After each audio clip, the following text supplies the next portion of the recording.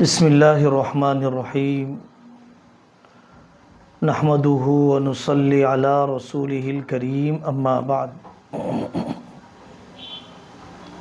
اس مجلس کا عنوان ہے بڑھتی عمر میں اولاد کی تربیت کیسے کی جائے۔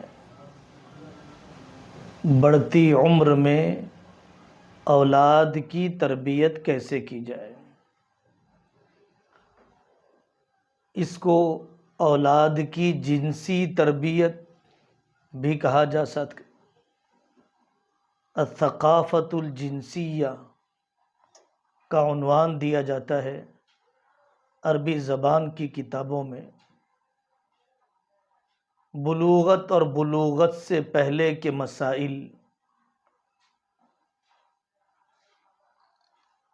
اس موضوع پر ماں باپ بات کرتے ہوئے بڑی حیا محسوس کرتے ہیں۔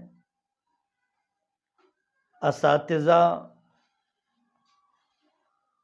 اور ذمہ داران اپنے شاگردوں اور اپنی اولاد کے ساتھ اس موضوع پر بات کرتے ہوئے کافی جھجک محسوس کرتے ہیں۔ حضرت نبی پاک صلی اللہ علیہ وسلم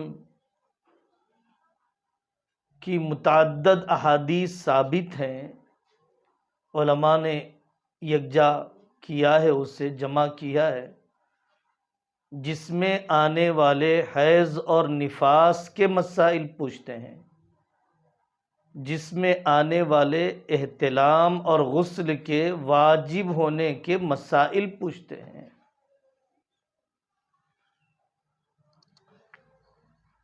اس لیے اس موضوع پر بات کرنے سے جو جھجک ہوتی ہے اس کو اسلامی حیا نہیں کہا جا سکتا ہے، ہماری کم سمجھی ہے، ہماری حماقت ہے۔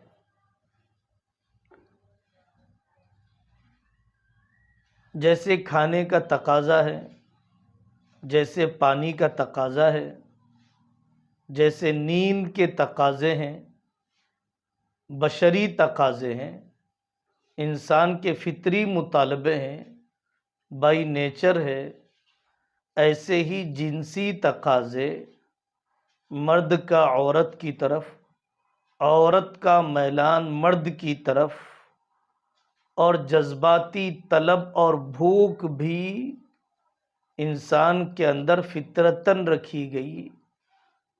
اللہ تعالیٰ نے فرمایا اعوذ باللہ من الشیطان الرجیم بسم اللہ الرحمن الرحیم زین للناس حب الشہوات من النساء۔ اسلام نے فطری جذبات کا ازالہ نہیں کیا، امالہ کیا، فطری جذبات کو اکھاڑ نہیں پھینکا، بلکہ اس کی صحیح جگہ، صحیح مصرف اور اس کا حلال طریقہ بتلایا۔ انسانی خواہشات کو ختم کرنے کا حکم نہیں دیا، جائز طریقے پر پورا کرنے کی تدبیر بتلائی ہے۔ اب میں آپ کو اجمالاً بتلاتا ہوں کہ جنسی تربیت اور جنسی تعلیمات کی اسلام میں کتنی اہمیت ہے۔ اس انسان کے بنانے والے اللہ نے اور پوری انسانیت کے معلم نے کتنی گہری رہبریاں کی ہے۔ دیکھیے، حیا کی اہمیت سکھلائی گئی، نظر کو پاکیزہ رکھنے کی ترغیب دلائی گئی، نامحرم پر نظر نہ پڑے، شہوت کی نظر کو حرام قرار دیا گیا، پردے کے احکام کی تفصیلات آپ نے پڑھی ہیں۔ سورہ نور، سورہ احزاب میں محرم اور نامحرم کی تفصیلات ہیں۔ نامحرم کے ساتھ اختلاط کو پسند نہیں کیا گیا، مرد اور عورت کے گھلنے ملنے کو شریعت نے پسند نہیں کیا۔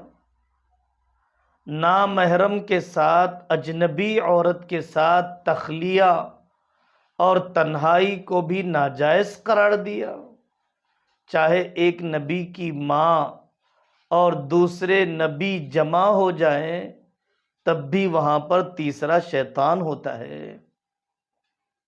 امرد یعنی ایسے مرد جن کے چہرے پر داڑھی نہ ہو اور نگاہیں ان کی طرف مشتہات اور ناپاک نگاہیں کبھی اٹھ جاتی ہوں، ان سے احتیاط رکھنے کا حکم دیا گیا۔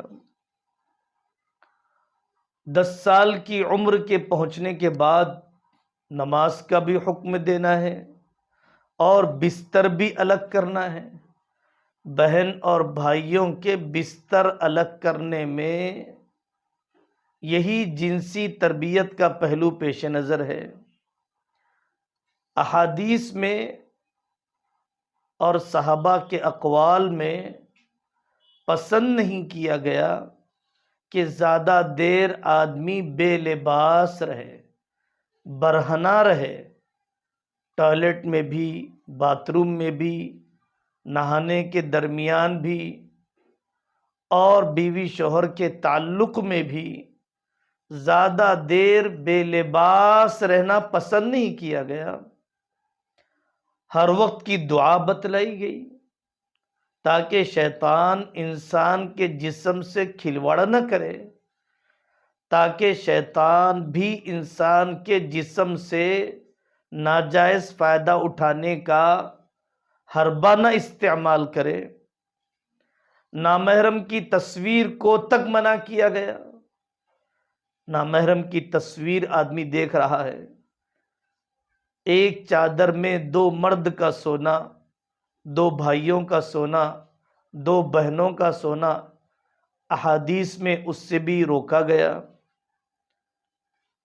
کسی مرد کے سامنے کسی عورت کے اوصاف سنانا، اپنے شوہر کے سامنے، اپنے بھائی کے سامنے، اپنے دوست کے سامنے دوسری عورت کے اوصاف بتلانا کہ فلانی کا رنگ ایسا ہے، جسم ایسا ہے، دبلا پن ایسا ہے، کیونکہ یہ بھی شہوت انگیزی کا ذریعہ ہے، دل کے بہکنے کا سبب ہے۔ احادیث میں واضح طور پر ٹوکا گیا کہ ایسا نہ کیا جائے۔ دیور کو موت قرار دیا گیا، کیوں؟ اس لیے کہ دیور زیادہ رہتے ہیں گھروں کے اندر، تو اختلاط کے نتیجے میں فتنے کا اندیشہ ہوتا ہے۔ حضرت رسول اللہ صلی اللہ علیہ وسلم نے اپنے پاس زنا کی طلب لے کر، ایک صحابی آتے ہیں، یا رسول اللہ مجھے زنا کی اجازت دے ہی دیجیے۔ اگر اس قسم کا سوال ہماری اولاد کر دے، ہمارا بھائی کرے، ہمارے شاگرد کرے، مرید کرے، تو ہم تو بے قابو ہو جائیں گے۔ حضرت آقا صلی اللہ علیہ وسلم نے پوری شفقت کے ساتھ ان کا سوال سنا اور آپ نے بہت تفصیلی کاؤنسلنگ کی، ذہن سازی کی، آپ نے دعا کی، اللہم طہر قلبہ وحسن فرجہ۔ کتنی اہم دعا ہے کہ اے اللہ اس کے دل کو بھی پاک فرما دیجئے اور اس کی حیا کی بھی حفاظت فرما دیجئے۔ میوزک کو منع کیا گیا، جس کو ہم گناہ ہی نہیں سمجھتے۔ الغنا من مزامیر ابلیس، میوزک آدمی کی رگ رگ کو بے حیائی، بدکاری کی طرف ابھارتی ہے۔ نیم برہنہ لباس، اس زمانے کے اندر یہ لت پھیلتی جا رہی ہے۔ چھوٹی لڑکیوں کو بھی ایسا لباس کہ جس میں پنڈلیاں خالی رہ جائے، کلائیاں بغیر آستین کے، چھوٹی بچیاں، بڑی خواتین بغیر آستین کے، ہاف آستین کی نائٹیاں، یہ سب نیم برہنہ لباس، ہاف آستین کا لباس، چست لباس، جسم سے چپک کر رہنے والا لباس روکا گیا، منع کیا گیا، اس کو بھی ننگے پن کے اندر داخل کیا، جس میں پہننا اور نہ پہننا برابر ہے۔ بیوی شوہر سے تک کہا گیا کہ اپنی اولاد کے سامنے ایسا کھلا پن اور ایسی بے تکلفی یا ایسا مظاہرہ نہ کریں کہ بچوں کی توجہ جنسی جذبات کی طرف ہو۔ کہا گیا لڑکیوں سے کہ لڑکوں کی نقالی نہ کرے، لڑکا لڑکا رہے، لڑکی لڑکی رہے۔ لیکن آج دنیا میں مہم چلائی جا رہی ہے کہ لڑکے لڑکیاں بننا چاہتے ہیں، لڑکیاں لڑکا بننا چاہتی ہیں، اور آگے بڑھ کر کوئی مخنث اور ہجڑے بننا چاہتے ہیں، آگے بڑھ کر کوئی کتا بننا چاہتا ہے، کوئی بلی بننا چاہتا ہے، کوئی خنزیر بننے کی سرجریاں کرواتا ہے۔ یہ فطرت کی بغاوت ہے۔ عورتوں کے کپڑوں کے کیٹلاگ، ہر جگہ ان کی تصویروں کو آویزاں کرنا۔ سورۃ النور کے اندر اجازت کے احکام ہیں۔ آپ نے سنا کمرے میں اجازت لے کر داخل ہوں، والدہ کے کمرے میں بھی اجازت لے کر داخل ہوں۔ سورۃ النور نے بہت ہی باریکی کے ساتھ سمجھایا تاکہ اچانک کسی ایسی چیز پر نظر نہ پڑ جائے، ایسی حالت پر نظر نہ پڑ جائے کہ جس کی وجہ سے تربیت میں رکاوٹ ہو۔ تو یہ اسلام کی جنسی تعلیمات، بڑھتی عمر کی تعلیمات کا ایک اجمالی خاکہ ہے۔ اگر ہم ان تعلیمات پر نہیں چلیں گے تو نقصانات کیا ہیں؟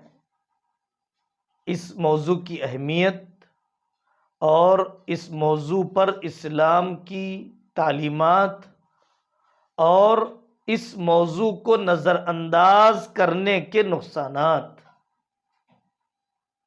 اگر ہم نے جنسی تربیت کا لحاظ نہیں کیا، بدچلنی عام ہو جائے گی، نکاح کے بعد بھی بدکاری کے سلسلے رہیں گے، بوڑھا ہونے کے باوجود نگاہیں پاک نہیں رہے گی، اور جہاں پر بھی بے عفتی پھیل جاتی ہے، پاک دامنی ختم ہو جاتی ہے، وہاں پر ایڈز جیسا لا علاج مہلک مرض پھیل جاتا ہے۔ جہاں پر نکاح ٹوٹنے لگ جاتے ہیں، مرد اپنی مردانگی کھو دیتے ہیں، عورتیں زچگی اور ماں بننے کی قوت سے ہاتھ دھو بیٹھتی ہے، بد فطرتی اور اخلاقی کجروی آ جاتی ہے، کبھی مردوں کا مردوں کی طرف، عورتوں کا عورتوں کی طرف رجحان بننے لگ جاتا ہے، اعمال میں دلچسپی ختم ہو جاتی ہے، اللہ کے نام میں لذت نہیں آتی ہے، نکاح ٹوٹ جاتے ہیں۔ یہ سب نقصانات ہیں گناہوں کے اور جنسی تربیت کے نہ دینے کے۔ قتل کے واقعات کچھ ہی دن پہلے کا واقعہ ہے، 4-5 دن پہلے کا واقعہ ہے۔ ایلور ایک چھوٹا سا ضلع ہے آندھرا کا، 9 سال کے بچے کو دوسرے 15 سال کے 2 لڑکوں نے بدفعلی پر ہاسٹل میں مجبور کیا، وہ راضی نہیں ہوا، اس نے انکار کر دیا، تو ان دونوں بچوں نے لے جا کر اس بچے کا قتل کر دیا، اور ہاتھ میں ایک پرچی لکھ کر رکھ دی کہ اگر کوئی زیادہ تلاش اور تفتیش کرے گا تو اس کا بھی نمبر آئے گا۔ ہینڈ رائٹنگ کے ذریعے سے دونوں کو پکڑا گیا، تفصیلات پتہ چل گئی۔ یہ سب واقعات یورپ میں اور آپ کے ملک میں عام ہوتے جا رہے ہیں۔ ان نقصانات کا تدارک یہ ہے کہ جنسی تربیت کی اہمیت دی جائے۔ تربیت کیسے ہو؟ تربیت، اسباب تربیت کیا ہے؟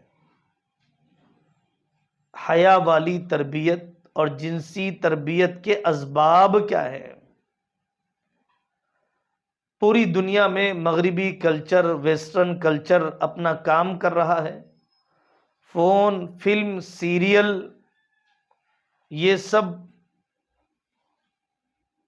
پوری دنیا کے اندر حیا باختہ تہذیب، عریانیت اور اباحیت کی تہذیب، خواہشات کے بے لگام کرنے کی تہذیب اور کلچر کو پوری دنیا میں پھیلانے پر محنت کر رہے ہیں۔ فلم انڈسٹری، فیشن شوز، کپڑوں کی کمپنیاں، میوزک کی کمپنیاں، آرکیٹیکچر تک، جس میں گھروں کے بنانے میں بھی مردوں عورتوں کے دروازے الگ نہیں رکھے جاتے۔ ایجوکیشن سسٹم اور تعلیمی نظام، یہ سب پوری دنیا کے اندر ننگے پن اور برہنگی پھیلانے کی محنت کر رہے ہیں۔ تربیت کے اسباب یہ ہے کہ بچپن سے ہی 2 سال کی عمر میں، 5 سال کی عمر میں، 9 سال کی عمر میں، 12 سال کی عمر میں، 19 سال کی عمر میں الگ الگ اسٹیج ہیں، الگ الگ مرحلے ہیں، الگ الگ تربیت دی جانی چاہیے۔ ستر چھپانے، کپڑا رکھنے کا مزاج بنایا جائے۔ کس عمر کے اندر خود استنجا کرنے، تنہا ٹوائلٹ میں چھوڑنے کی عادت ڈالی جائے۔ کس عمر میں غسل کے واجب ہونے کے مسائل اور جسم پر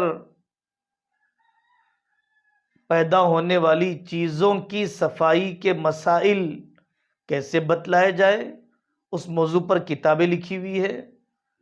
ستر چھپانے کا احساس، ماں باپ کے ساتھ بہت بڑی عمر تک بچوں کو سلانا ایک بیماری ہے۔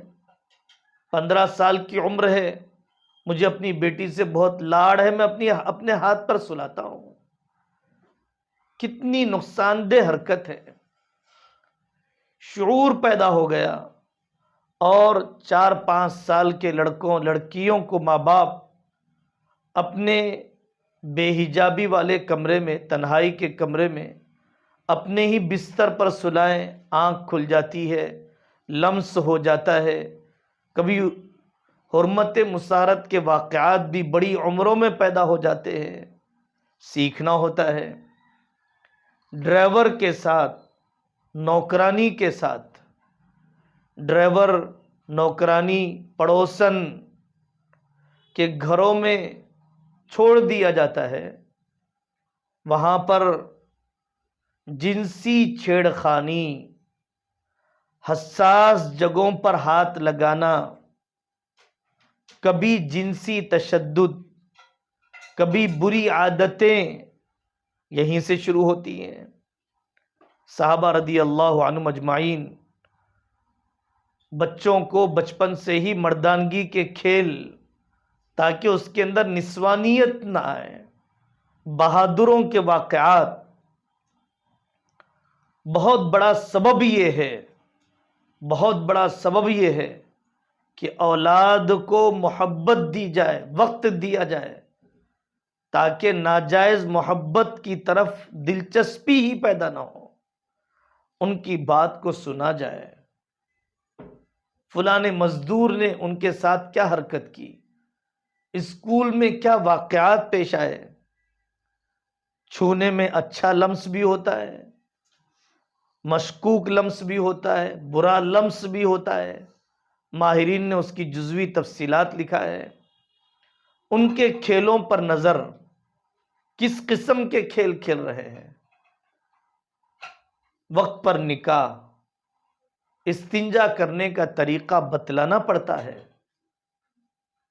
استنجا کرنے کا طریقہ نہیں بتلانے کی وجہ سے، غسل کرنے کا طریقہ نہیں سکھلانے کی وجہ سے کبھی وسوسوں کے مریض، کبھی بہت دیر تک ٹوائلٹ میں رہنا، حمام میں رہنا، یہ مرض پیدا ہو جاتا ہے۔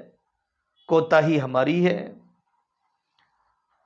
خاص عمر میں بتانا پڑتا ہے، الگ الگ عمر میں تشریح کرنا پڑتا ہے کہ ماں بننے کا مطلب کیا ہے، الگ الگ عمر میں ان کی سطح کے مطابق بتلانا پڑتا ہے کہ بچے دنیا میں وجود میں کیسے آتے ہیں، اللہ کے پاس سے آتے ہیں، ماں باپ کی ملاقات کی وجہ سے آتے ہیں، تفصیلات بتلانے ہوتے ہیں ہر عمر کے اعتبار سے۔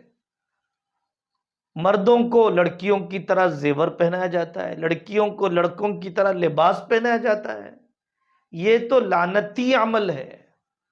تشبہ ترجل کو پسند نہیں کیا گیا، یہ ان کے اندر فطرت کو مس کرنے والی حرکت ہے۔ جس کا جو لباس ہے وہی پہنایا جائے۔ لڑکوں کو زیور کیسے پہنایا جا سکتا ہے، کڑے کیسے پہنائے جا سکتے ہیں؟ مراہقت کی عمر، ٹین ایج کی عمر بطور خاص بتلانا پڑتا ہے۔ 13 سال سے لے کر 19 سال تک کی عمر میں خوب بتلانا پڑتا ہے، قدم قدم پر ذہن سازی کرنا پڑتا ہے، پوری اپنائیت اور شفقت کے ساتھ، ایسی نگرانی نہیں جو ڈر پیدا کر دے اور اولاد کے اندر بغاوت پیدا کر دے اور بدکنے پر مجبور کر دے، ایسی نگرانی کہ جو شفقت اور نصح والی ہو، اس میں بتلایا جائے کہ بیٹا نگاہ پاک رکھنے کی فضیلت کیا ہے، جوانی کے بے داغ رکھنے پر اللہ کیا کیا انعامات دیں گے اور اس کے نقصانات کیا ہیں، اس کی تدابیر کیا ہیں۔ اللہ والوں سے بار بار رجوع ہو کر اپنے نفس پر کنٹرول کیسے کیا جا سکتا ہے، گناہ سے کیسے بچا جا سکتا ہے۔ گناہ سے بچنا ممکن ہے، اور گناہ سے بچنے میں ہی دل اور جان اور جسم اور روح، دنیا اور آخرت کا سکون اللہ تبارک و تعالی نے رکھا ہے۔ بہت لمبی محنت بھی کرنا ہوتا ہے۔ اللہ تبارک و تعالی ہماری بھی تربیت فرمائے اور ہماری نسلوں کی بھی تربیت فرمائے، اور اس فتنے کے دور میں ہماری اور ہماری نسلوں کی حفاظت فرمائے۔ وآخر دعوانا ان الحمد للہ رب العالمین۔